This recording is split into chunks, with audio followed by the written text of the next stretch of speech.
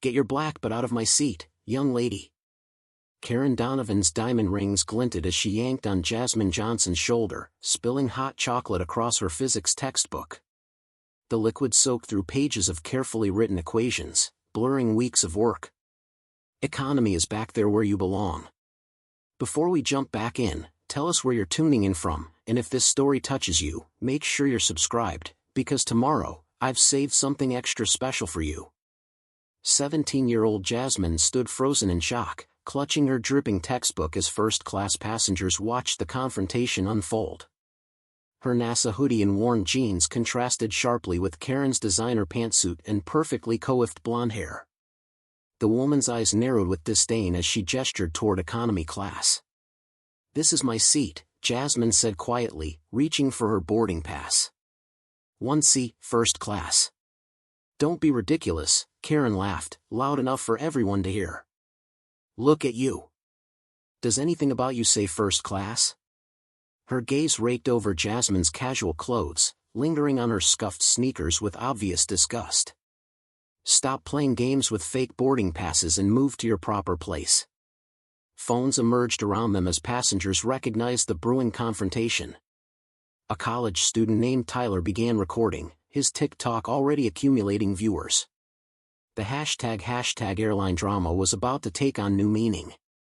Flight attendant Melissa Parker approached, her professional smile strained as she assessed the situation. She saw Karen standing confidently beside seat 1C and Jasmine awkwardly clutching a stained textbook in the aisle. Her eyes made the same calculations everyone else's had, wealthy white woman versus young black girl in casual clothes. "What seems to be the problem here?" Melissa asked, her gaze settling on Karen. "This young woman is confused about her seating assignment," Karen explained smoothly. "I've tried explaining that my seat is 1C. But she insists it's hers. Perhaps you could help her find where she actually belongs?" Jasmine extended her boarding pass. "My seat is 1C. I was sitting here when this woman grabbed me." Melissa barely glanced at the paper. Her eyes swept over Jasmine's appearance, the hoodie with small coffee stains, the worn backpack, the textbook that now dripped chocolate onto the carpet. "There must be some mistake," she said, her voice tinged with impatience. "First-class passengers usually present themselves differently." "What does that mean?" Jasmine asked, her voice small but steady. "It means," Karen interrupted, "that some people need to recognize their place. First class isn't just about having a ticket, it's about belonging." The implication hung heavy in the air. Several passengers shifted uncomfortably, but no one spoke up. Tyler's TikTok live stream counted upward, 200 viewers, 500, 800. Comments flooded in asking why the flight attendant wouldn't look at the girl's boarding pass. Preparing and narrating this story took us a lot of time, so if you are enjoying it, subscribe to our channel, it means a lot to us. Now back to the story. "Ma'am," Jasmine tried again, "if you could just look at my boarding pass, I don't need to see a forgery," Melissa cut her off. "Now please, we're delaying departure. Find your actual seat in economy where you'll be more comfortable." The word comfortable carried unmistakable weight. It wasn't about seating preferences, but about where Melissa thought Jasmine belonged based solely on appearance. "This is ridiculous," Karen sighed dramatically, settling into seat 1C and arranging her designer handbag on the vacant seat beside her. Some people's children really have no respect for boundaries these days. Jasmine stood her ground, surprising both Karen and Melissa. At 17, she had already navigated countless microaggressions, but something about this moment, her ruined textbook, the public humiliation, the dismissal without even checking her documentation, ignited a quiet determination. "I'd like to speak to your supervisor," she said to Melissa, her voice steadier now. Melissa's expression hardened. "Are you threatening me?" "No. I'm asking you to verify my boarding pass, which is your job," Jasmine replied. The physics equations on her dripping pages might be ruined, but her logic remained impeccable. "I have documentation proving this is my assigned seat." Karen rolled her eyes theatrically for the benefit of nearby passengers. The entitlement of this generation is truly astonishing. Tyler's TikTok viewer count hit 2,000, with comments flooding in faster than he could read them. Hashtag check her boarding pass began trending as viewers recognized the obvious discrimination unfolding in real time. Flight attendant James Rodriguez approached, drawn by the commotion. "What's happening here, Melissa?" "Seating dispute," Melissa replied tersely. "Young woman claiming a first-class seat that clearly isn't hers." James assessed the situation with the same visual calculations. Karen settled comfortably in designer clothes versus Jasmine standing awkwardly in casual wear. "Let's resolve this quickly. We need to prepare for departure." Jasmine extended her boarding pass again, this time toward James. "Please just look at my documentation." James, like Melissa, barely glanced at the paper. "Young lady, first class is a premium experience. Passengers pay considerably for the privilege. Now, I'm sure your economy seat is perfectly comfortable." The humiliation burned across Jasmine's face. "You haven't even checked. You're just assuming." "I'm making an observation based on experience," James replied with practiced patience. "Now please, find your actual seat. You're delaying 200 other passengers." An elderly man in seat 2B lowered his newspaper. "Shouldn't you at least verify your ticket? Seems like basic protocol." "Sir, we know how to do our jobs," Melissa responded sharply. "Please don't involve yourself." Karen beamed with triumph, settling deeper into seat 1C, Jasmine's rightful seat. "I can't believe we're even still discussing this. I have a connecting flight in Denver." Jasmine felt the walls closing in. Both flight attendants had dismissed her without verification. Karen had physically grabbed her and spilled hot chocolate on her property. Most passengers watched with uncomfortable silence or filmed without intervening. The injustice was so blatant it bordered on surreal. Then a new voice cut through the tension, calm, authoritative, and ice-cold. "What's happening in my cabin?" First Officer Rebecca Mitchell stood at the entrance to first class, her crisp uniform and commanding presence causing an immediate shift in atmosphere. Her eyes took in the scene with professional precision, Jasmine standing in the aisle with a dripping textbook, Karen comfortably settled in 1C, and two flight attendants creating a barrier around the young black girl. "Captain sent me to check on the departure delay," Rebecca stated, her gaze locking with James. "What's the situation?" James straightened instinctively. "Just resolving a seating misunderstanding. Young woman confused about her assignment. We're handling it." Rebecca's eyes moved to Jasmine, noting the NASA hoodie, then to the boarding pass still clutched in her hand.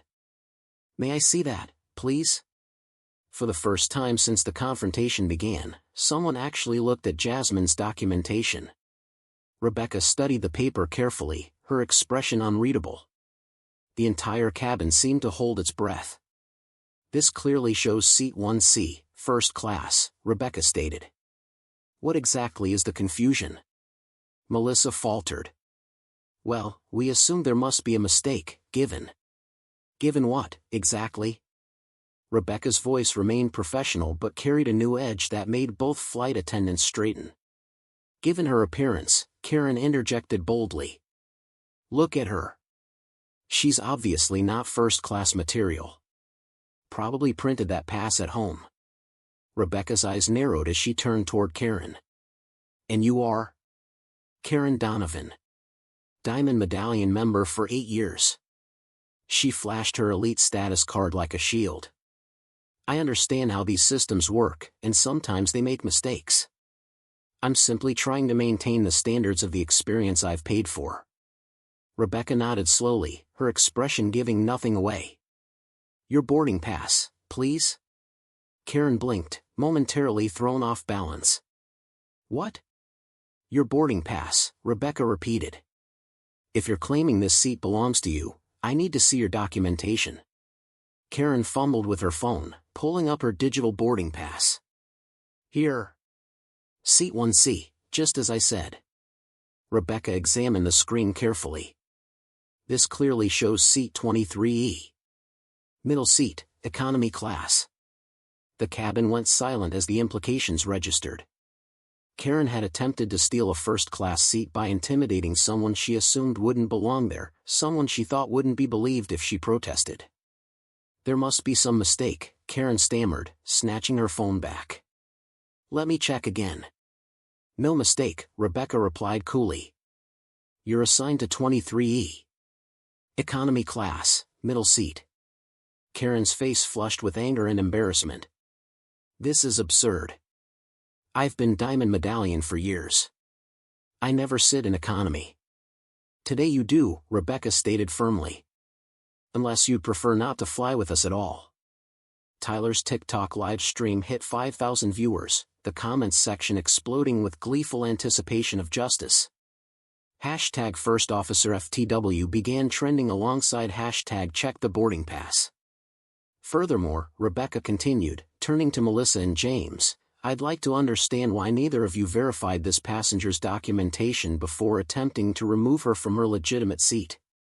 Both flight attendants paled. We assumed, Melissa began. You assumed, Rebecca cut her off, based on appearance, not evidence. Is that how we're trained to handle seating verification? No, ma'am, James replied stiffly. Rebecca turned to Jasmine, her tone shifting. I apologize for this inexcusable situation. Your seat is indeed 1C, as your boarding pass clearly states. Ms. Donovan will be returning to her assigned seat in economy immediately. Karen remained planted firmly in 1C. This is ridiculous. I want to speak to the captain. A slight smile touched Rebecca's lips. That can certainly be arranged. She reached for the cabin phone, pressing a single button. Captain, we have a situation in first class requiring your attention. The response came quickly. On my way. While they waited, Rebecca turned back to Jasmine. Your textbook, is that a physics workbook for the academic decathlon?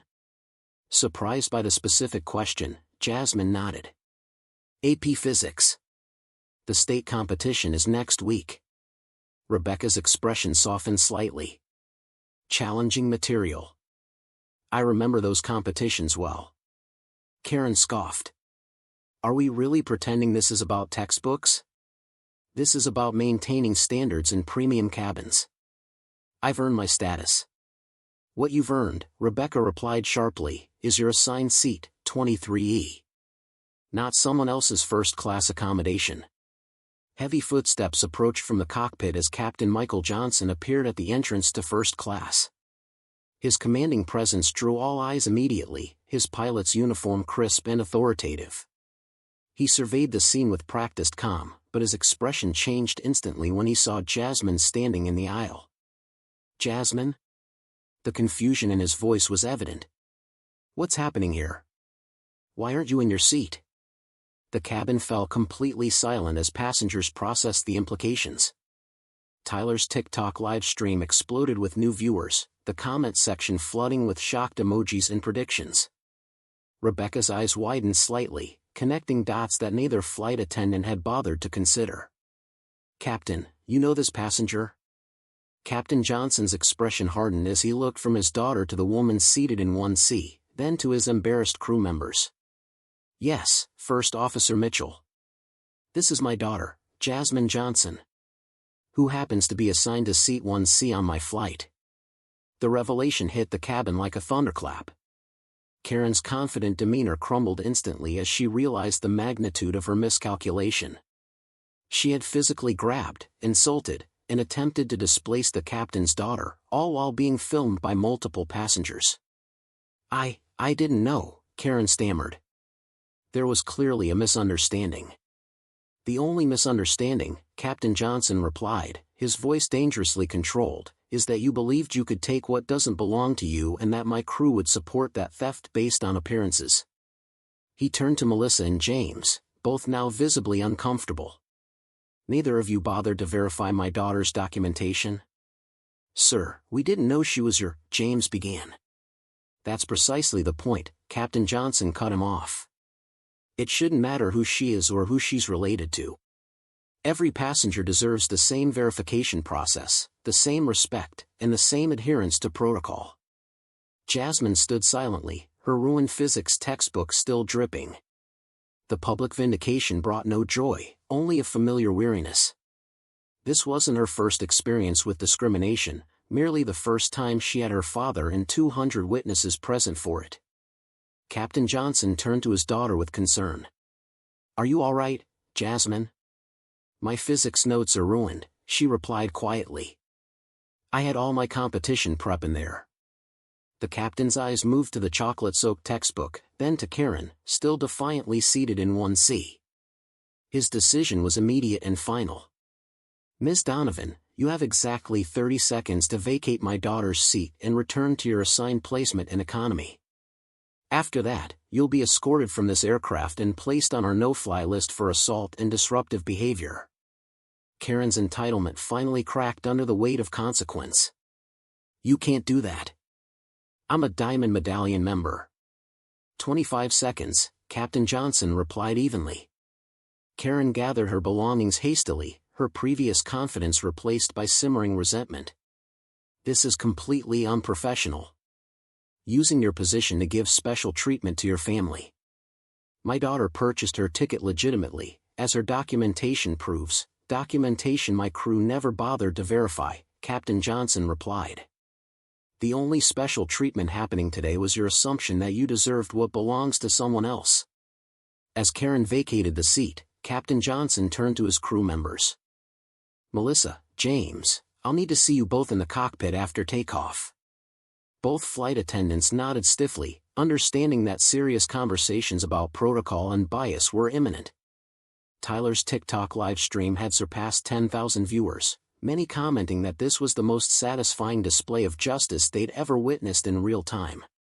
Jasmine finally settled into her rightful seat, placing her ruined textbook on the empty seat beside her. Captain Johnson knelt beside her. "I'm sorry this happened," he said quietly. "I'll make sure it's addressed properly." "It's not your fault, Dad," Jasmine replied. "It happens more often than you know." The sadness in his eyes deepened as he absorbed the implication that his daughter regularly faced discrimination he never witnessed. "Not anymore. Not if I can help it." He stood and addressed the first-class cabin. "Ladies and gentlemen, I apologize for the delay. We'll be departing shortly. And I want to be very clear, on my aircraft, every passenger with a valid boarding pass deserves their assigned seat and respectful treatment from my crew, regardless of their appearance, age, or background." As Captain Johnson returned to the cockpit, Rebecca remained in the cabin, ensuring Jasmine was properly settled. "Can I get you anything? Another hot chocolate, perhaps?" Jasmine smiled slightly. "No, thank you. I think I've had enough excitement for one flight." Rebecca nodded understandingly. "For what it's worth, I noticed your NASA hoodie immediately. Astrodynamics was my specialty before commercial aviation. Your father mentions your physics competitions often, he's incredibly proud." This small connection, recognition of her interests rather than assumptions about her belonging, meant more to Jasmine than the first-class seat ever could. As the aircraft prepared for departure, Tyler ended his live stream with a final commentary: "Justice served at 30,000 feet, folks. #check the boarding pass is officially my new life motto." The significance of what had just occurred rippled through the cabin. For some, it was merely entertaining drama on an otherwise routine flight. For others, it was an uncomfortable mirror reflecting biases they recognized in themselves. For Jasmine Johnson, it was Tuesday, another day navigating a world that questioned her presence in spaces she had legitimately earned. But something was different this time.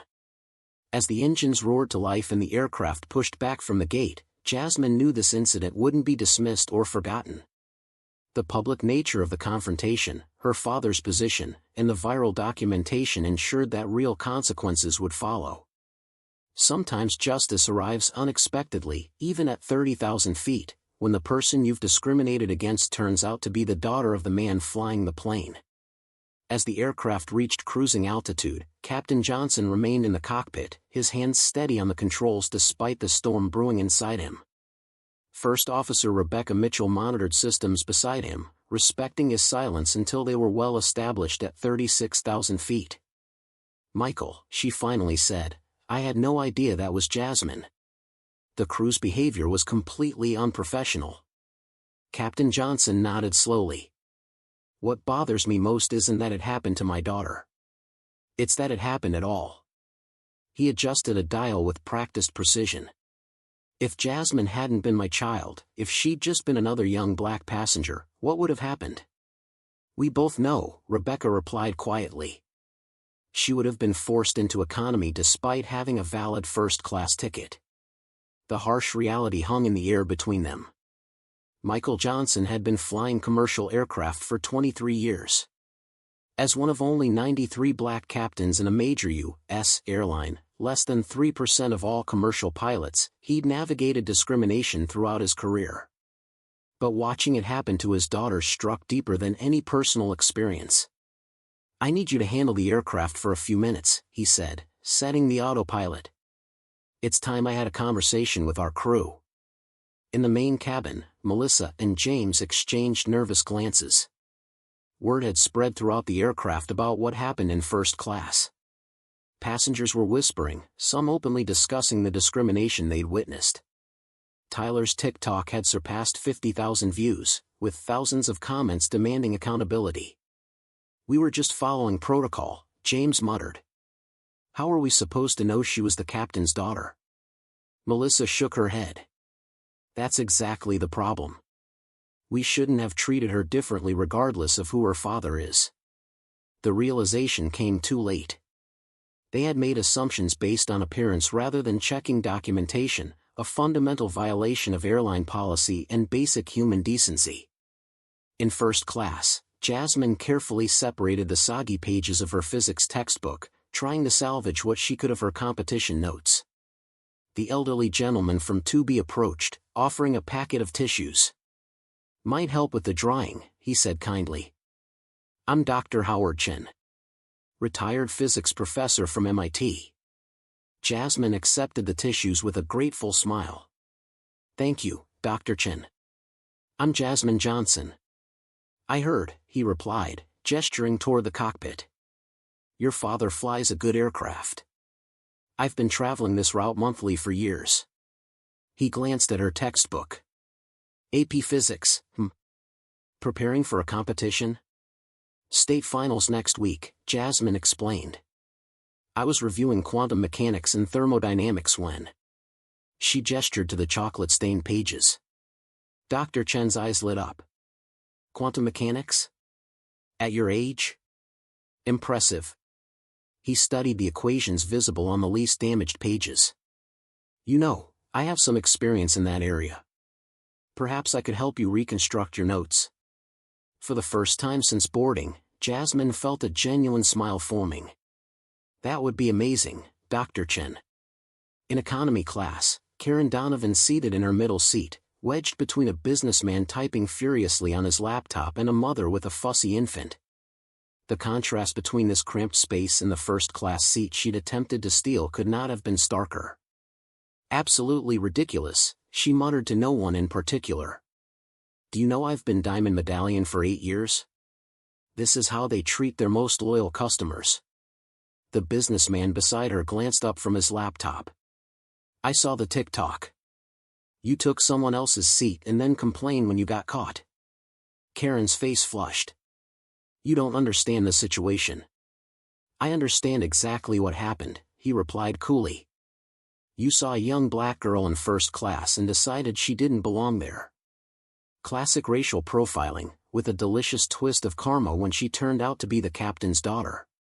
The mother on Karen's other side nodded in agreement. My daughter sent me the link. Already over 75,000 views. Hashtag captain's daughter is trending. The public shaming was just beginning. Karen pulled out her phone, hoping to distract herself, only to discover her social media notifications exploding. People had identified her from the video. Her LinkedIn profile was being shared alongside clips of the confrontation. The internet had found her, and judgment was swift. In the cockpit, Captain Johnson prepared to address his crew. First Officer Mitchell had taken full control of the aircraft, giving him the space to handle this situation properly. I'm not doing this as her father, he told Rebecca. I'm doing this as captain of this aircraft, responsible for every passenger's safety and dignity. Rebecca nodded. I understand. And I'll back your decision completely. Captain Johnson made his way to the galley where Melissa and James were preparing the beverage service. Both froze when they saw him approach. Captain, James began nervously. We were just about to, my office, Captain Johnson interrupted, indicating the small crew rest area. Now. Once inside the confined space, Captain Johnson closed the door and faced his crew members. His expression remained professional, but his eyes conveyed the gravity of the situation. Explain to me, he said quietly, why neither of you verified my daughter's boarding pass before attempting to remove her from her legitimate seat. Melissa spoke first, her voice strained. Sir, we made an assumption based on appearance, and that was wrong. We should have checked her documentation immediately. Yes, you should have, Captain Johnson agreed. But I want to understand why you didn't. What specifically about my daughter's appearance made you assume she didn't belong in first class? The uncomfortable silence spoke volumes. James stared at the floor, while Melissa fidgeted with her uniform cuff. I need an answer, Captain Johnson pressed. As professionals responsible for passenger safety and comfort, I need to understand your decision-making process. She looked young, James finally offered weakly. And her clothes were casual. Is there an age requirement for first class that I'm unaware of? Captain Johnson asked. Or a dress code beyond basic decency? No, sir, James admitted. So what was it really? Captain Johnson's voice remained measured but insistent. What made both of you immediately side with Ms. Donovan without checking documentation? Melissa finally looked up, tears in her eyes. It was unconscious bias, sir. We saw a young black girl versus an older white woman who presented herself confidently, and we made assumptions we shouldn't have. The honest admission hung in the air. Captain Johnson nodded slowly. At least we're acknowledging the real issue, he said. Now, here's what happens next. This incident violated our airline's non-discrimination policy, FAA passenger rights regulations, and basic human decency. I'll be filing a formal incident report when we land. Both crew members paled visibly. Additionally, Captain Johnson continued, I expect both of you to personally apologize to my daughter, not because she's my daughter, but because she's a passenger you discriminated against based on appearance. Yes, sir, they responded in unison. Finally, I want you to understand something fundamental. This isn't just about today's incident or my family. It's about a pattern that happens daily across this industry. People making split-second judgments about who belongs in certain spaces based on race, age, or appearance. It needs to stop, and it stops on my aircraft immediately. In first class, Jasmine and Dr. Chen had created an impromptu physics study session. The elderly professor had not only helped her reconstruct her damaged notes but was providing insights that went far beyond her textbook's explanations. The key to understanding quantum entanglement, Dr. Chen explained, sketching on a napkin, is recognizing that traditional spatial limitations don't apply at the quantum level. Jasmine absorbed his words eagerly, her earlier humiliation temporarily forgotten in the joy of learning. Other first-class passengers watched with interest, some clearly impressed by the sophisticated scientific discussion unfolding between the teenager and the retired professor. Karen's social media nightmare continued in economy. Her company, a PR firm specializing in crisis management, ironically, had already been tagged in thousands of posts.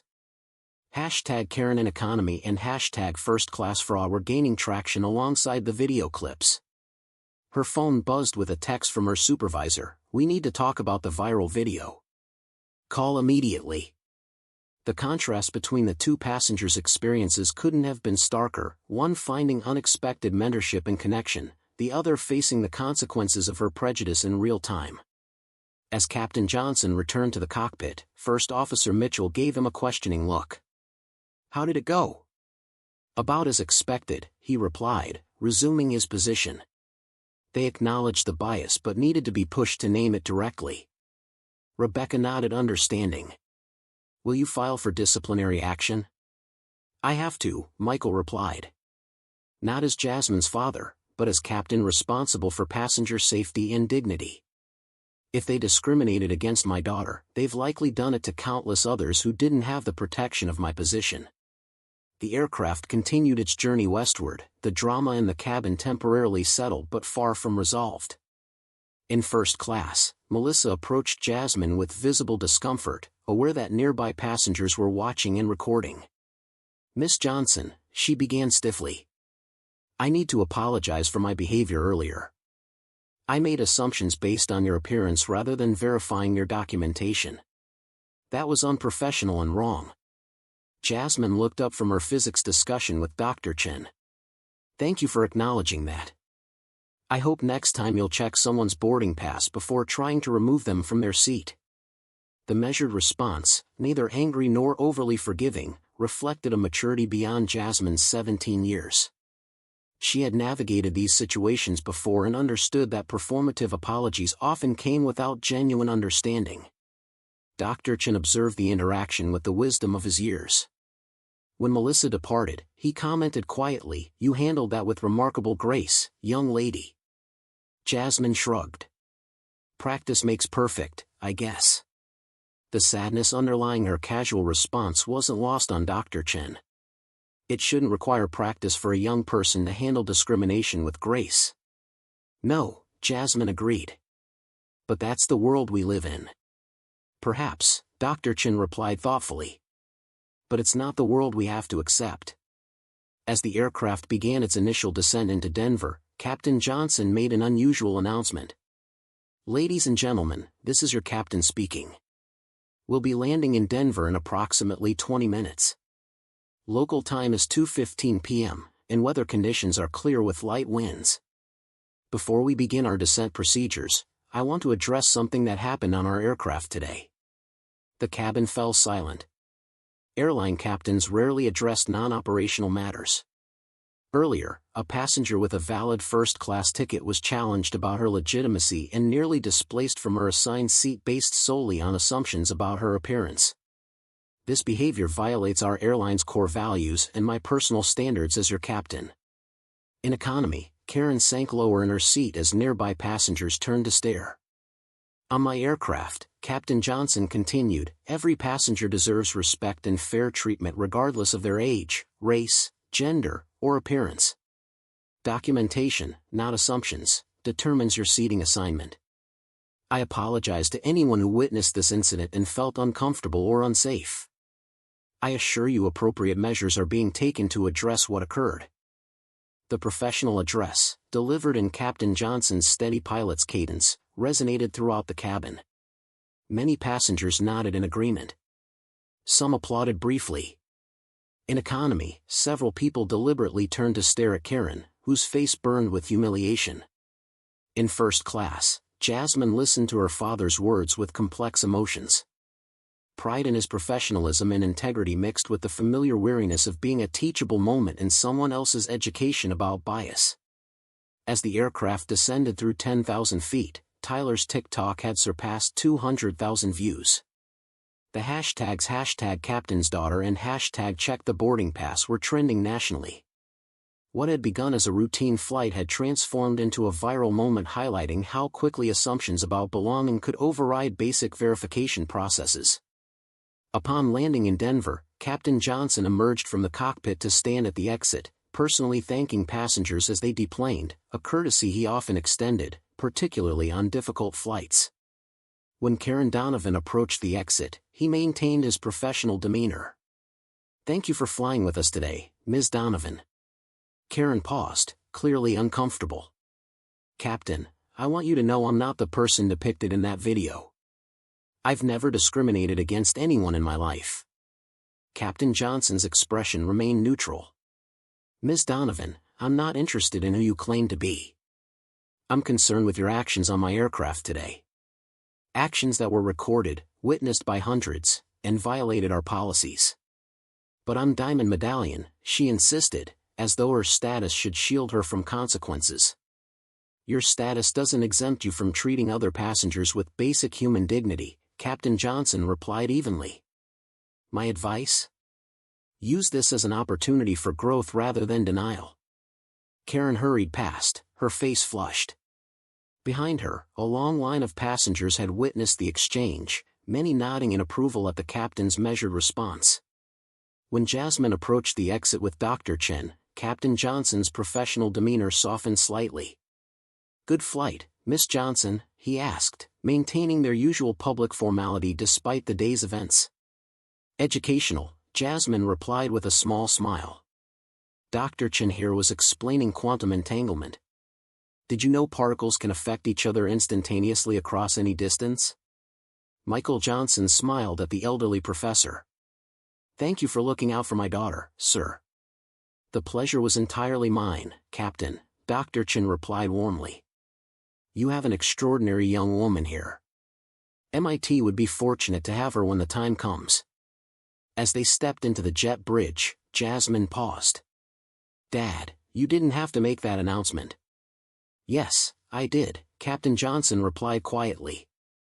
"Not just for you, but for every passenger who's ever been made to feel they don't belong somewhere they have every right to be." At the gate, a small crowd had gathered.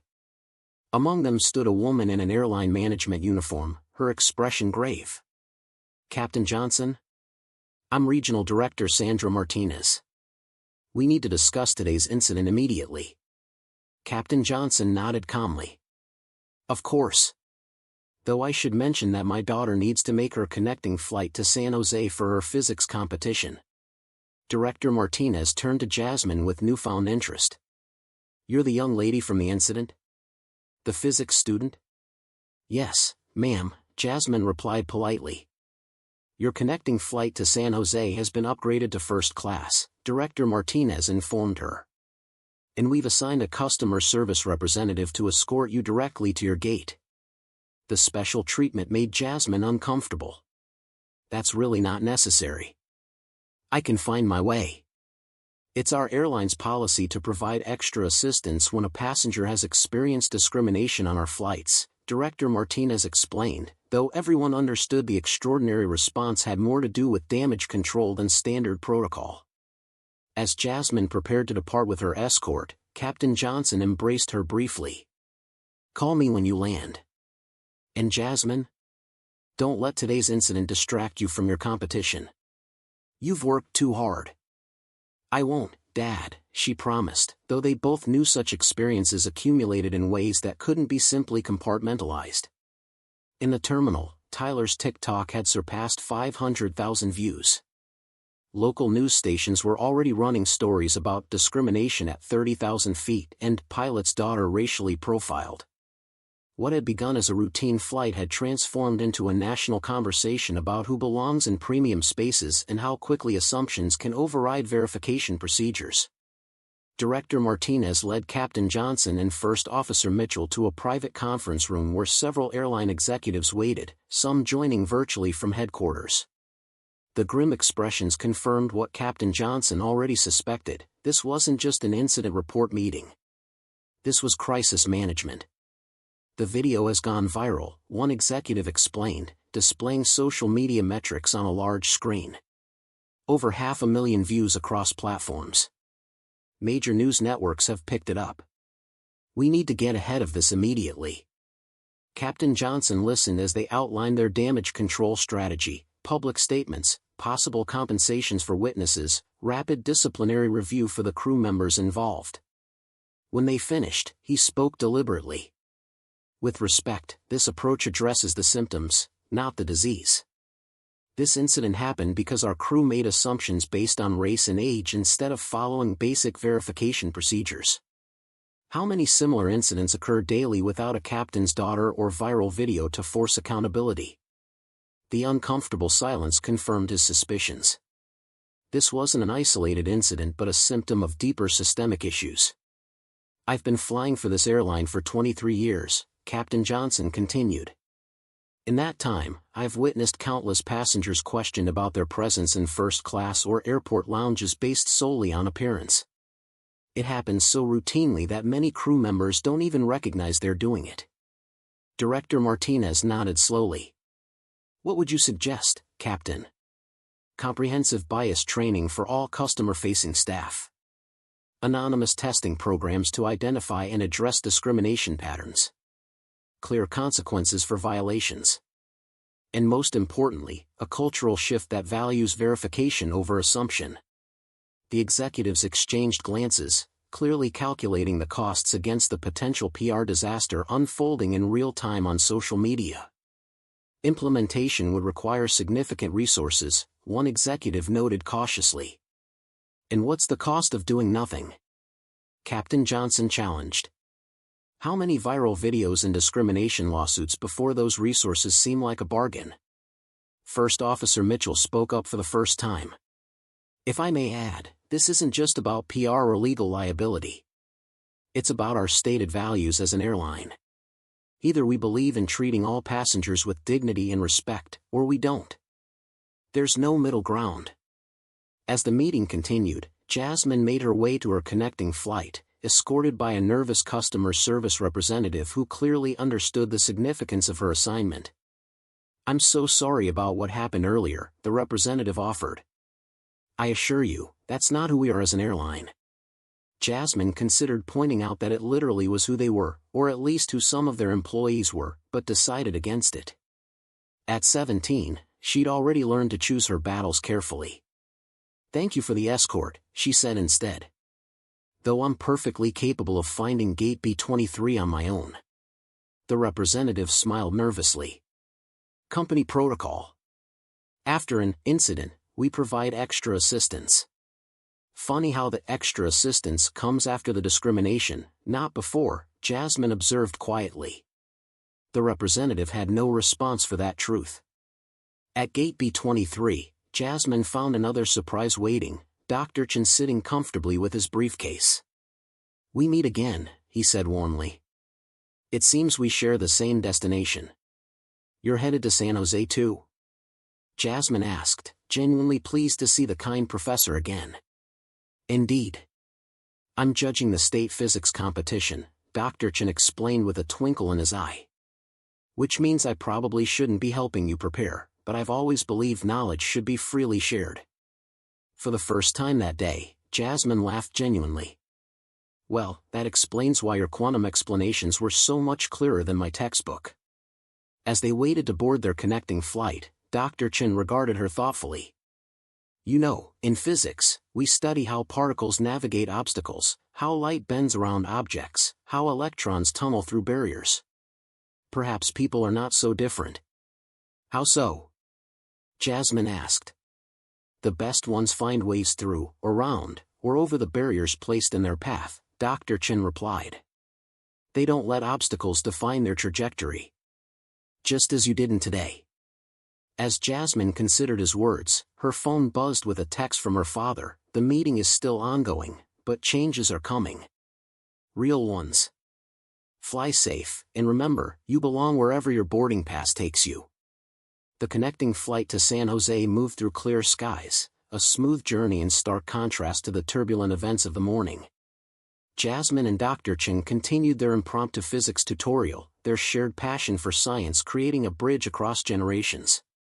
Other passengers occasionally glanced their way, some recognizing Jasmine from the viral video that now exceeded 1 million views. "The fundamental misunderstanding about quantum physics," Dr. Chen explained, sketching another diagram on his notepad, "is assuming particles must behave like the large-scale objects we experience in daily life."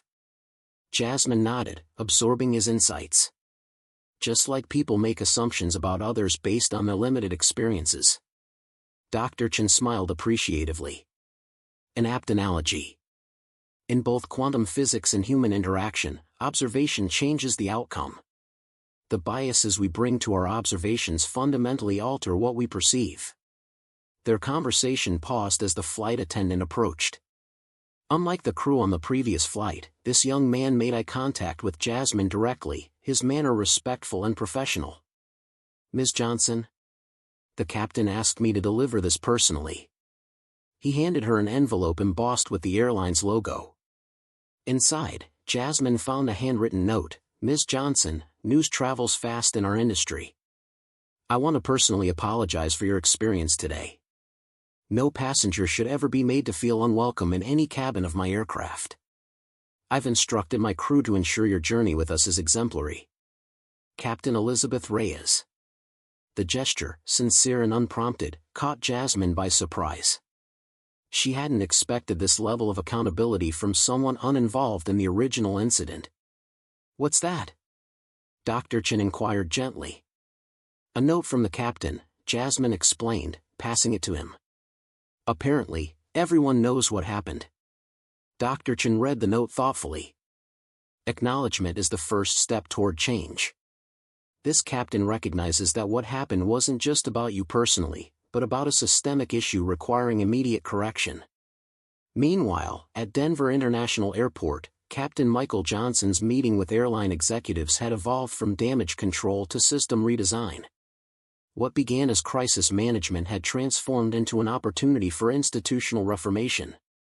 Captain Johnson, the airline's chief operations officer, addressed him via video conference. "Your daughter's experience has exposed significant gaps in our service protocols.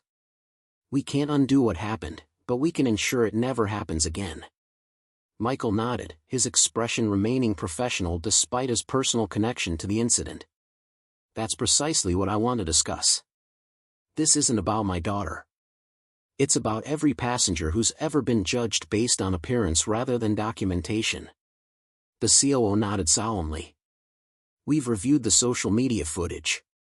The failure to simply check a boarding pass is inexcusable. But I suspect you have specific recommendations beyond disciplinary actions." "I do," Michael confirmed. "First, implement a mandatory verification protocol for all seating disputes, documentation checked first, assumptions checked never. Second, comprehensive bias training for all customer-facing staff, with regular refreshers. And third, implement a mystery passenger program to test compliance and identify patterns of discrimination." First Officer Rebecca Mitchell, still seated beside her captain, added, "Many airlines already use mystery shoppers to evaluate service quality. We could expand that concept to specifically test for bias in seating verification and service delivery." The executives exchanged glances, weighing operational costs against the damage already unfolding across social media platforms. The airline stock had dipped 3% since market opening as the video continued to gain traction. Implementation would require significant resources, the chief financial officer noted cautiously. "What's the cost of doing nothing?" Captain Johnson challenged. "How many viral videos, discrimination lawsuits, and damaged reputations would it take to make these changes seem like a bargain?" The truth of his words settled heavily in the room. Sometimes transformation required a catalyst, in this case, a 17-year-old physics student whose legitimate presence in first class was questioned simply because she didn't fit someone's preconception of who belonged there. Back on the San Jose bound flight, Jasmine's phone buzzed with notifications. The video had been picked up by major news outlets. #check the boarding pass and #captain's daughter were trending nationally. Her high school friends were texting frantically, asking if she was the Jasmine Johnson from the viral video. "Quite a spotlight," Dr. Chen observed gently. "How are you handling it?" Jasmine sighed, putting her phone on airplane mode. "I never wanted to be that black girl who had to teach a lesson about discrimination. I just wanted to study physics and make it to my competition." Dr. Chen nodded understandingly. The burden of being turned into a teachable moment for others is itself an additional injustice. His acknowledgement of this deeper layer, the exhaustion of being expected to educate others through your own mistreatment, meant more to Jasmine than he could know. "My father always says that change doesn't happen without catalysts," Jasmine reflected. "I just never expected to become one before even finishing high school." "Sometimes the most powerful catalysts are the unexpected ones," Dr. Chen replied. "In chemistry and in society." As their aircraft began its descent into San Jose, Jasmine considered how quickly life could shift direction. 24 hours ago, her focus had been entirely on quantum physics and thermodynamics equations. Now she had inadvertently become the face of a national conversation about racial profiling in commercial aviation. The weight of that responsibility felt overwhelming for a 17-year-old whose primary concern should have been her upcoming competition. Yet there was also a certain power in knowing that her experience might prevent someone else from facing similar discrimination. When the aircraft touched down in San Jose, Jasmine was surprised to find another airline representative waiting at the gate. "Ms. Johnson? I'm Carlos Mendez, Customer Experience Director for the Western Region. I've been asked to ensure your arrival process is smooth and to offer any assistance you might need during your stay." The special treatment made Jasmine uncomfortable. "That's really not necessary.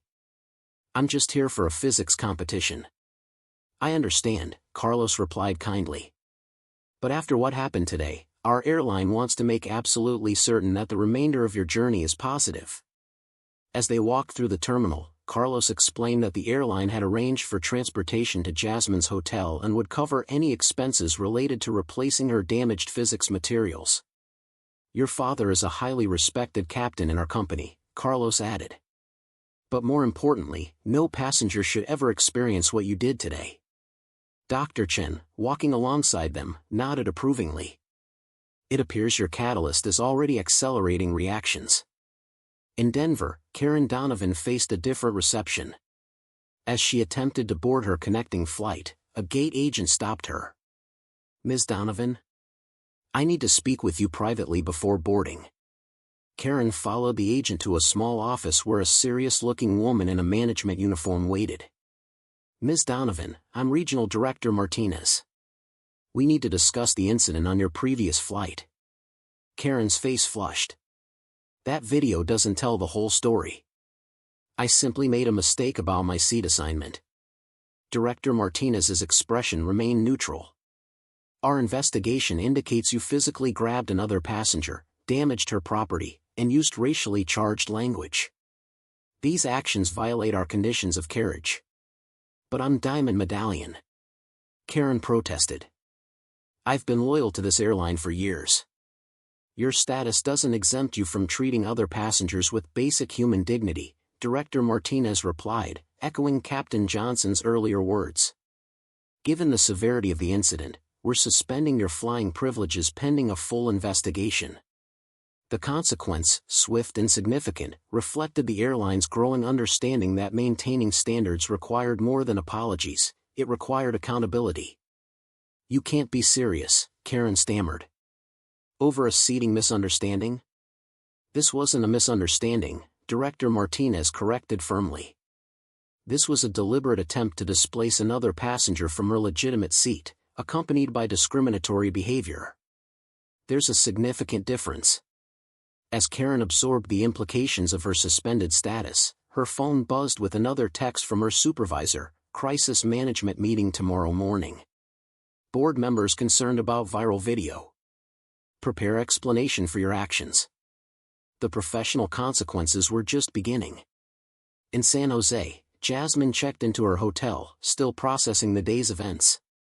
The competition committee had arranged accommodations for all participants, modest but comfortable rooms that would normally have been her sole focus. Now, her phone continued buzzing with messages from journalists seeking interviews and social media notifications as the video approached 2 million views. "This is overwhelming," she confided to Dr. Chen as they parted in the hotel lobby. "I came here to compete in physics, not become a viral sensation." "Focus on why you came," Dr. Chen advised gently. "The competition remains your priority. The rest will sort itself out." As Dr. Chen departed for the judges' accommodations, Jasmine's phone rang, her father calling from Denver. "How are you holding up?" Captain Johnson asked, concern evident in his voice. "It's a lot," Jasmine admitted. "Everyone's seen the video. Even the hotel staff recognized me at check-in." "I'm sorry this has overshadowed your competition," Michael said sincerely. "You've worked too hard to let this distract you." "What's happening there?" Jasmine asked, changing the subject. "With the airline?" Her father's tone shifted slightly, a note of cautious optimism emerging. "Something unexpected. The executives are actually listening. Real changes are being implemented, not just disciplinary actions, but systematic protocols to prevent this from happening to anyone else." For Jasmine, this represented the first genuine silver lining, the possibility that her humiliating experience might spare others from similar treatment. The crew members, she inquired, not vindicatively but curious about accountability. James and Melissa have been suspended pending retraining and evaluation, Michael explained. But more importantly, the airline is implementing a verification-first protocol for all seating disputes. Documentation checked first, assumptions never. The systemic approach gave Jasmine more satisfaction than individual punishments ever could. One person's discipline might change their behavior, but changing protocols could transform an entire industry. "Will you be able to fly out for my finals tomorrow?" Jasmine asked, suddenly craving the normalcy of having her father present for her competition. "Absolutely," Michael confirmed.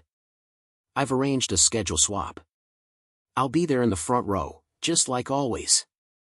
After ending the call, Jasmine unpacked her competition materials, including the damaged physics notebook. Despite Dr. Chen's help reconstructing her notes, several key equations remained compromised by chocolate stains. She would need to work through the night to recapture that lost knowledge. As she spread her materials across the hotel desk, a knock came at her door. Outside stood a delivery person holding a package. "Jasmine Johnson?" "Special delivery from MIT Physics Department." Confused, Jasmine accepted the package. Inside, she found a brand new set of physics reference books, a professional-grade calculator, and a note from Dr. Chen. "These materials might assist with your competition preparation." The chocolate incident was unfortunate, but in physics as in life, setbacks often precede breakthroughs. "See you tomorrow at the competition." Dr. Howard Chen, Professor Emeritus, MIT Physics. The thoughtful gesture brought tears to Jasmine's eyes, not just for the practical help, but for the reminder that for every person who questioned her belonging, others recognized and supported her potential. With renewed determination, Jasmine dove into her competition preparation, refocusing on the reason she'd come to San Jose in the first place. The viral video, the airline drama, the public attention, all of it faded to background noise as quantum equations and thermodynamic principles reclaimed center stage in her mind. Meanwhile, across the country, the incident continued sending ripples through the commercial aviation industry. Other airlines began issuing statements about their own verification protocols, eager to distance themselves from similar potential controversies. In Denver, Captain Johnson finally concluded his marathon meeting with airline executives. What began as crisis management had evolved into a comprehensive reform package: mandatory documentation verification protocol for all seating disputes, comprehensive bias training for all customer-facing staff, mystery passenger program to test compliance and identify patterns, clear consequences for violations, regardless of passenger status, technology updates to make seating verification more efficient and objective. Captain Johnson, the COO, concluded, "We appreciate your willingness to transform a personal affront into institutional improvement. Most people in your position would have simply demanded heads roll. Firing individuals doesn't fix systems," Michael replied simply. "And it's systems that need changing." As he prepared to leave, Director Martinez approached him privately. "Your daughter handled herself with remarkable poise today. Most adults wouldn't have maintained such composure." "She's had practice," Michael replied, a hint of sadness in his voice. "More practice than any 17-year-old should need." The reality behind his words hung in the air, the unspoken acknowledgement that Jasmine had developed this composure through countless previous encounters with bias, most without the protection of her father's position or viral documentation. "We're working to ensure she needs less practice in the future," Director Martinez assured him. "At least on our aircraft." The next morning in San Jose, Jasmine woke early, reviewing her reconstructed notes one final time before the competition. Despite the previous day's chaos, she felt surprisingly centered. Perhaps it was the clarity that comes from weathering a storm, or perhaps it was simply her passion for physics reasserting itself as her primary focus. When she arrived at the competition venue, San Jose State University's physics building, she found the usual pre-competition energy: nervous students reviewing last-minute formulas, teachers offering encouragement, parents checking equipment. What she hadn't expected was the subtle recognition that followed her through the registration area, the whispered conversations, the sidelong glances from other competitors who had clearly seen the viral video. Jasmine Johnson? The registration volunteer checked her name against the participant list. You're in testing room 103. Good luck today. As Jasmine moved toward her assigned room, another competitor approached, a girl about her age wearing a Stanford University physics camp sweatshirt. Are you the Jasmine from the Airline video? The girl asked directly. Jasmine nodded reluctantly, bracing for whatever might follow. That was messed up what happened to you, the girl said sincerely. But the way you handled it was incredible. I'm Maya, by the way. Thanks, Jasmine replied, surprised by the supportive approach. I'm trying not to let it distract from why I'm actually here. Maya nodded understandingly.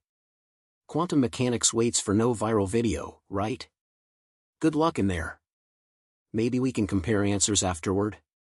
The simple normality of the interaction, one physics competitor to another, provided exactly the grounding Jasmine needed.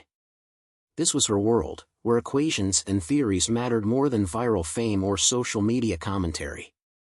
As competitors filed into their testing rooms, Jasmine spotted Dr. Chen among the judges, offering her a subtle encouraging nod as she passed.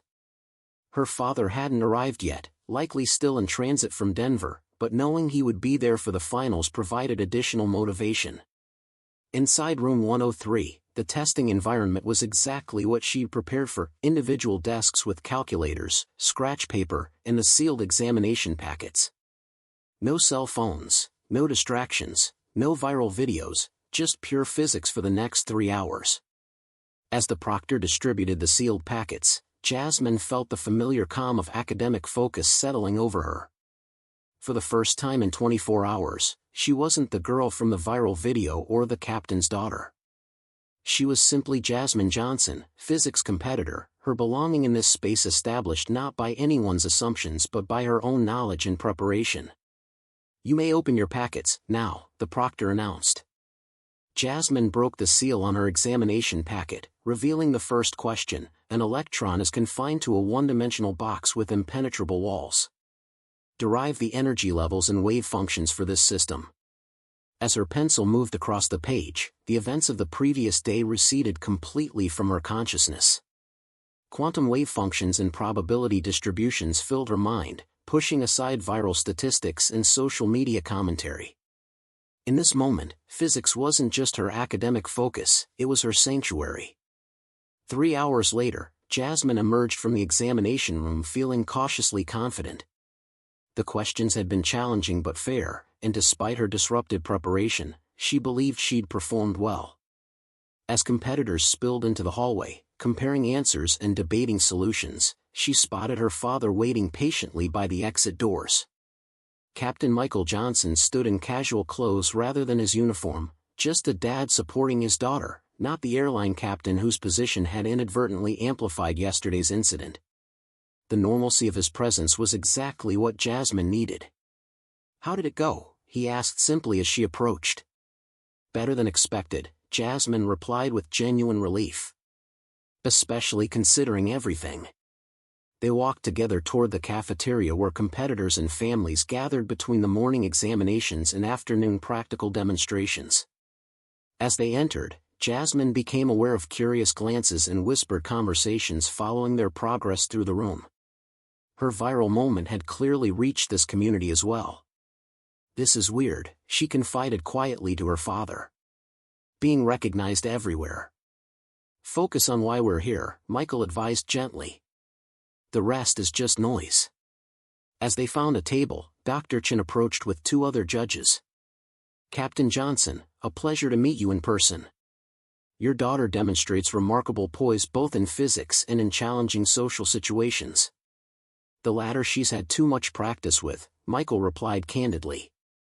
The former is all her own passion. As the judges moved on, Michael turned to Jasmine seriously. I want you to know something important. What happened yesterday, the airline's response isn't just about PR damage control. Real changes are being implemented. Documentation verification protocols, bias training, mystery passenger programs to test compliance.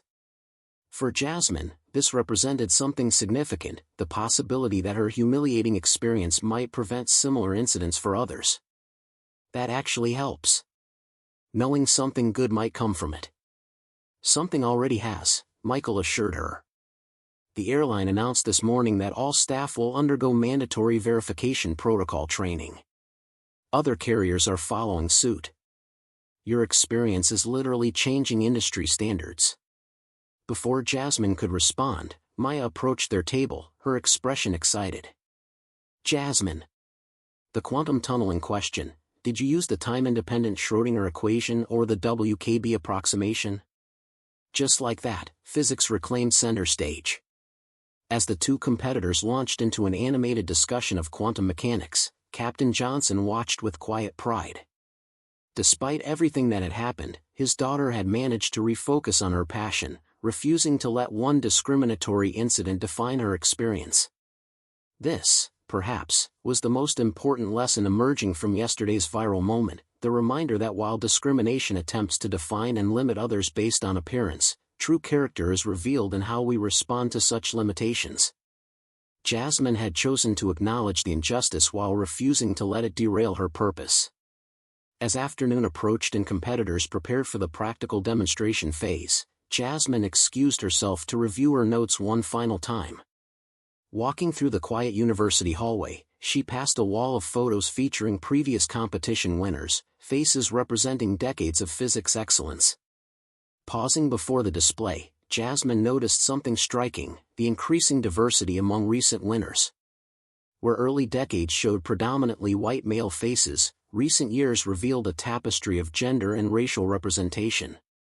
The field was slowly changing, becoming more reflective of the diverse talent pool that had always existed but not always been recognized.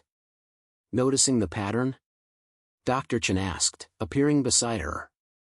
It's changing, Jasmine observed. Slowly, but definitely changing. Just like commercial aviation, Dr. Chen replied thoughtfully. Systems evolve when talented individuals refuse to accept arbitrary limitations. Your father is changing his industry from within. You may well do the same for physics. As competitors were called for the afternoon session, Jasmine carried this perspective with her. Yesterday's viral moment had been about who belonged in first class. Today's competition was about who belonged in physics. In both cases, the answer was the same: anyone with the proper credentials and preparation, regardless of appearance or assumptions. The practical demonstration phase would test not just knowledge but application, the ability to translate theoretical understanding into real-world problem-solving. As Jasmine entered the laboratory, she felt a newfound clarity of purpose. Yesterday's incident had reminded her precisely why her presence in these spaces mattered, not just for herself, but for everyone who might follow. The practical demonstration phase of the physics competition transformed San Jose State University's laboratory into a proving ground for young scientific minds. Jasmine stood at her assigned station, focused entirely on the challenge before her, designing an experiment to measure quantum tunneling effects using only the provided equipment. Her hands moved with practiced precision, assembling components and calibrating instruments. Despite yesterday's viral incident and the disruption to her preparation, muscle memory and genuine passion guided her through the process. In this moment, she wasn't defined by what had happened on the aircraft or by the millions who had now viewed her humiliation. Here, she was defined solely by her understanding of quantum physics and her ability to apply it. Across the laboratory, other competitors worked diligently on the same challenge, each approaching it from slightly different angles. Maya, the friendly competitor from earlier, had designed an elegant apparatus using optical components to visualize the probability distribution. Others used electrical measurements or computer simulations to demonstrate the same principles. From his position among the judges, Dr. Chen observed Jasmine's work with quiet appreciation. Her approach demonstrated not just theoretical understanding but innovative problem-solving, adapting to limitations and finding creative solutions. These same qualities had served her well during yesterday's confrontation, though she shouldn't have needed to employ them in such a context. Captain Michael Johnson watched from the observation area, where parents and mentors could view the competition without interfering. His pride in his daughter was evident, but so was a deeper reflection on the events that had brought them here. 23 years in commercial aviation had taught him that systems changed slowly, often requiring catalytic incidents to accelerate transformation. His daughter's experience was becoming exactly such a catalyst. His phone vibrated silently with a message from airline headquarters. Board approved all recommended protocol changes. Implementation begins tomorrow. Press conference scheduled for 3 p.m. Pacific. The systemic response represented something significant, acknowledgement that what happened to Jasmine wasn't just about individual bias but about institutional practices that enabled such bias to impact passenger experiences. The verification first protocol would ensure documentation, not assumptions, determined who belonged in which spaces. As Jasmine completed her experimental design, she felt a clarity and focus that transcended the circumstances. The equations flowed naturally, the apparatus responded as predicted, and the measured results aligned with theoretical expectations. This harmony between theory and practice, the beautiful reliability of physics, provided a stark contrast to the unpredictable human behaviors she'd encountered yesterday. "Time," announced the head judge. "Please step away from your stations and prepare to present your findings." The presentation phase would test not just scientific understanding but communication skills, the ability to explain complex concepts clearly and respond to challenging questions. Each competitor would have 5 minutes to present their experimental design and results, followed by questions from the judging panel. As Jasmine waited her turn, she noticed a subtle shift in how other competitors interacted with her. There was a new respect in their glances, beyond what her academic reputation had previously earned. Perhaps witnessing how she'd handled yesterday's discrimination had revealed something about her character that transcended physics acumen. When her name was called, Jasmine approached the presentation area with composed confidence. The judges sat in a semicircle, Dr. Chen among them, with clipboards and evaluation rubrics. Behind them, parents and mentors watched attentively, her father's encouraging presence a silent anchor. "My approach to demonstrating quantum tunneling," Jasmine began, "focuses on measuring the transmission probability of electrons through a potential barrier we wouldn't expect them to cross according to classical physics." The metaphorical parallel wasn't lost on those familiar with yesterday's viral incident. Jasmine herself had encountered a barrier, assumptions about who belonged in first class based on appearance rather than documentation. Yet she had maintained her trajectory, refusing to be limited by others' classical expectations of where she belonged. When she finished her presentation, the questions from judges began, probing her understanding, challenging her methodology, exploring alternative approaches. Each query she answered with thoughtful precision, demonstrating not just knowledge but the ability to apply it flexibly under pressure. Dr. Chen posed the final question, "Ms. Johnson, how might you adapt this experiment to demonstrate not just that tunneling occurs, but why it occurs, specifically addressing the role of the uncertainty principle in enabling this phenomenon?" The question cut to the heart of quantum mechanics, the fundamental uncertainty that characterized subatomic particles, making their behavior probabilistic rather than deterministic. The same uncertainty that made physics both challenging and beautiful. "I would modify the experiment to measure both position and momentum simultaneously," Jasmine replied, deliberately introducing the measurement limitations described by Heisenberg's uncertainty principle. "By showing that increased precision in measuring the particle's position comes at the cost of knowing its momentum, we demonstrate why the barrier isn't actually impenetrable, because the particle's position itself has an inherent uncertainty." Dr. Chen nodded appreciatively, making a note on his clipboard as Jasmine returned to her seat. The technical excellence of her response was clear, but so was the philosophical implication, that certainty itself had fundamental limitations, even in physics. As the final competitors presented their work, Jasmine felt a growing sense of peace. Regardless of the competition's outcome, she had reclaimed her purpose from yesterday's disruption. The viral incident would eventually fade from public memory, but her commitment to physics would endure. When all presentations concluded, the judges retired to deliberate while competitors and families moved to the university's reception hall for refreshments. The atmosphere shifted from competitive tension to collegial discussion as participants compared approaches and debated theoretical nuances. Maya approached Jasmine with genuine enthusiasm. "Your quantum tunneling explanation was brilliant. The way you connected it to Heisenberg's uncertainty principle was something I hadn't considered." "Thanks," Jasmine replied warmly. "I liked your optical visualization approach. Being able to actually see the probability distribution made it so intuitive." Their discussion attracted other competitors, creating an impromptu physics forum amid the punch and cookies. Captain Johnson watched from a distance, giving his daughter space to engage with her peers naturally. This was her world, where she unquestionably belonged based on merit and passion rather than anyone's assumptions. Dr. Chen joined him, offering a cup of coffee. "Your daughter has remarkable composure, Captain Johnson, both in physics and in challenging social situations." "The former comes naturally to her," Michael replied. "The latter she's had to develop through too many experiences like yesterday's." Dr. Chen nodded thoughtfully. "I've been teaching physics for 43 years. The field has changed significantly, though not quickly enough. When I began, a young woman, particularly a young black woman, would have faced explicit barriers to entry, not just implicit bias.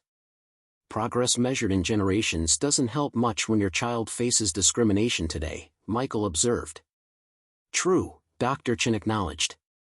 "But catalysts can accelerate reactions. Your daughter's experience, and your response to it, may well speed up necessary changes, both in aviation and beyond." Their conversation was interrupted by the head judge's arrival at the podium, signaling that deliberations had concluded. Competitors and families gathered attentively as she prepared to announce the results. "Before I reveal our finalists," the head judge began, "I want to acknowledge the exceptional quality of work demonstrated by all participants today. The future of physics is clearly in capable hands." She proceeded to announce the honorable mentions and third-place winner, a nervous young man whose radio frequency approach to demonstrating quantum effects had impressed the judges with its originality. Then came the moment of highest tension. "Our second-place winner, advancing to the national competition, is Maya Patel from Stanford Preparation Academy." Maya's delighted gasp and her parents' enthusiastic applause filled the hall. She had earned her advancement through excellent work in creative thinking. "And our first-place winner, who will also advance to the national competition representing Northern California, is Jasmine Johnson from Oakland Science Academy." The announcement brought genuine applause from competitors and families alike. Jasmine's approach had earned recognition purely on its scientific merit, her belonging in this space confirmed not by anyone's assumptions but by her demonstrated excellence. As Jasmine accepted her certificate and trophy, her father's proud expression said everything that needed saying.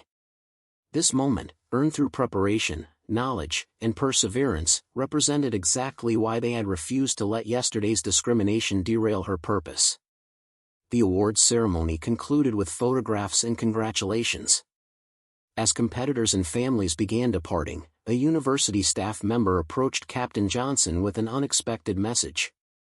"Captain, there are several news crews outside requesting interviews with you and your daughter about yesterday's incident and today's competition results." The viral story had followed them here, media organizations recognizing the powerful narrative of a young woman facing discrimination one day and winning a prestigious academic competition the next. The juxtaposition was journalistically irresistible. Michael turned to Jasmine, respecting her agency in this decision. "It's entirely your choice.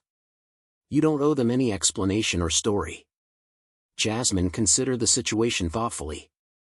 She had never sought the spotlight, but perhaps there was value in controlling the narrative rather than letting others define it. "I'll speak with them, but only if we focus equally on the competition and what it represents, not just yesterday's incident." As they prepared to meet the waiting journalists, Dr. Chen offered a final observation. "You know, in physics, we study how pressure and resistance shape material properties. Some materials fracture under pressure, others become stronger. It appears you've demonstrated the latter quality quite conclusively." Outside, the university's entrance had become an impromptu press area. Reporters from local stations and national networks waited expectantly, cameras ready to capture the story of the captain's daughter who had gone from viral discrimination victim to physics champion in 24 hours. Jasmine approached the microphones with composed confidence, her father beside her and her competition trophy in hand. The first question came immediately. "Jasmine, how does it feel to win this prestigious competition after what happened to you yesterday on that flight?" Her response was measured and deliberate. What happened yesterday and what happened today are connected only because they both involve assumptions about where people belong. Yesterday, those assumptions were based on appearance rather than documentation. Today, they're based on demonstrated knowledge rather than preconceptions. I much prefer the latter approach. Another reporter followed up. "Captain Johnson, the airline announced comprehensive protocol changes this afternoon. Did your position as a pilot influence their response?" "The changes weren't about my position," Michael replied firmly. "They were about creating systems that ensure every passenger is treated with dignity and respect regardless of appearance. Documentation verification should be standard procedure, not dependent on how someone looks or what they're wearing." "What would you say to Karen Donovan, the passenger who took your seat?" another journalist asked Jasmine. The question might have been designed to provoke drama or resentment, but Jasmine's response reflected deeper insight. "I'd say that belonging isn't about appearance or status. It's about legitimately earning your place, whether that's through purchasing a ticket or mastering quantum physics." And I'd hope that she reconsiders her assumptions about who belongs in which spaces. The press conference continued with questions alternating between yesterday's viral incident and today's competition achievement. Throughout, Jasmine maintained her focus on the larger implications rather than personal grievance. "Many young people facing discrimination might have been too discouraged to perform well today," one reporter observed. "How did you maintain your focus?" "Physics has always been my sanctuary," Jasmine explained. "The equations don't care about my appearance or anyone's assumptions. They respond to understanding and application. That reliability is something I value deeply." As the press conference concluded, a final question came from a young reporter barely older than Jasmine herself. "What message would you share with other young people who face similar discrimination?" Jasmine considered this carefully before responding. "I'd tell them that other people's assumptions about where you belong have nothing to do with where you actually belong. Your legitimacy doesn't depend on their recognition. Document your right to be there, whether with a boarding pass or knowledge or preparation, and stand firmly in that legitimacy." The simple wisdom of her response resonated beyond the immediate context of airline seating or physics competitions. It applied to boardrooms and classrooms, to professional spaces and social environments, anywhere assumptions about belonging based on appearance undermined legitimate presence. As they finally departed the university, away from cameras and reporters, Captain Johnson reflected on how differently things might have gone if circumstances had been slightly altered. "If I hadn't been a pilot, if the incident hadn't been filmed, if it hadn't gone viral, the outcome would likely have been very different," he observed. That reality needs addressing beyond just our experience. "Maybe that's why it needed to happen to someone with your position," Jasmine suggested thoughtfully. "Because you could actually create change from within the system." The observation demonstrated wisdom beyond her 17 years, recognition that catalysts for change often emerged at the intersection of injustice and influence. Those with the experience to recognize problems and the position to address them carried unique responsibility. 6 weeks later, Jasmine found herself preparing for the National Physics Competition in Washington, D.C. The viral incident had faded from headlines, replaced by newer controversies and trending topics. But its impact continued rippling through systems and institutions. The airline had fully implemented the verification-first protocol across all flights. Crew members now received comprehensive bias training, with real-world scenarios based directly on Jasmine's experience. Mystery passengers regularly tested compliance, ensuring documentation rather than appearance determined seating verification. Other airlines had quickly followed suit, recognizing the potential reputational and legal costs of similar incidents. What began as one company's crisis response had evolved into industry-wide standards, a small but significant step towards systems that minimize the impact of individual bias. Karen Donovan had faced consequences beyond the airline's suspension of her status. The PR firm where she headed crisis management had placed her on administrative leave following the viral incident. The irony, a crisis management expert creating a crisis through her own behavior, wasn't lost on industry observers. More meaningfully, Karen had been required to complete bias awareness training as a condition for resuming her suspended flying privileges. The experience had proven unexpectedly transformative, forcing confrontation with unconscious patterns she'd previously denied. Her initial defensiveness, "I'm not racist, I just made an assumption about appropriate seating," had gradually yielded to uncomfortable recognition of deeper biases. For Jasmine, the most significant development wasn't the systemic changes or Karen's personal journey, but the unexpected opportunities that had emerged from the intersection of viral notoriety and academic excellence. MIT's admissions department had reached out directly, expressing interest in her application. Dr. Chen had offered mentorship for her continued physics studies. The National Science Foundation had invited her to speak at their conference on increasing diversity in STEM fields. These opportunities weren't compensation for discrimination, nothing could be, but they represented the potential for positive transformation that sometimes emerged from challenging experiences. The incident that questioned her belonging in first class had paradoxically opened doors to spaces where her belonging would be recognized based purely on merit and potential. As Jasmine boarded her flight to Washington, D.C., for the national competition, she noticed something different immediately. The flight attendant checking boarding passes actually looked at her documentation rather than making assumptions based on her appearance. The verification was brief but thorough, precisely as it should be for every passenger. When she settled into her assigned first-class seat, purchased through a sponsorship from the physics competition, no one questioned her presence or legitimacy. The simple dignity of this normal experience, being treated like any other passenger with valid documentation, highlighted how basic respect should never be considered exceptional. Captain Michael Johnson, scheduled to pilot this flight to Washington, completed his pre-flight checks with practiced precision. Through the cockpit door, he could see his daughter settled comfortably in first class, reviewing quantum mechanics notes for the upcoming competition. The simple rightness of this image, Jasmine exactly where she belonged, her legitimacy unquestioned, represented everything he'd worked toward throughout his career. As he prepared for takeoff, Michael reflected on how a single incident had catalyzed meaningful change. The verification protocol his daughter had inspired was now standard practice across the airline. Crew training had been comprehensively redesigned to address unconscious bias. Mystery passengers regularly tested compliance with these new standards. These changes wouldn't eliminate bias, no policy could accomplish that, but they created systems that minimized its impact on passenger experiences. Documentation, not assumption, now determined who belonged in which spaces. Flight deck to cabin crew, Michael announced through the intercom. Prepare for departure. As the aircraft taxied toward the runway, Jasmine looked out her window at the expanding horizon. The physics equations in her notebook represented possibility and potential, a universe governed by elegant principles rather than arbitrary assumptions. Her place in that universe, like her seat on this aircraft, was secured not by anyone's recognition but by her own legitimate claim to be there. The metaphorical parallel between quantum physics and human systems wasn't perfect, but it carried meaningful insight. Just as particles could tunnel through seemingly impenetrable barriers in quantum mechanics, human potential could transcend the barriers of bias and assumption, especially when systems were designed to facilitate rather than impede that movement.